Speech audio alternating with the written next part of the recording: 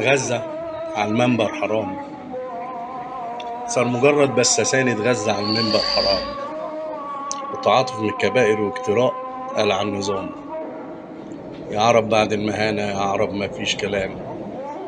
يوصف الحالة اللعينة ويوصف الوضع السخام، غير بأن انتوا الركوبة والكيان ماسك اللجام، والقرود هي اللي حاكم والأسود ماتت ونام. الجميع في سرير أمريكا، وضع مش محتاج كلام. ولا نشرح ايه بيحصل للجميع بعد ما نام وانبطح تحت الصعايدة وجاي حاضرنا بكلام. روح يا قرد الله يسيئك يلعنك، عيشها في حرام. يا كراسي باعت شرفها وانتشت في الواط تمام، تحت أحفاد الصهاينة والخنازير اللي قام. أما غزة فقبلة لينا وشرعنا الواضح تمام، خلى غزة عشق فينا وفواها مين يلام.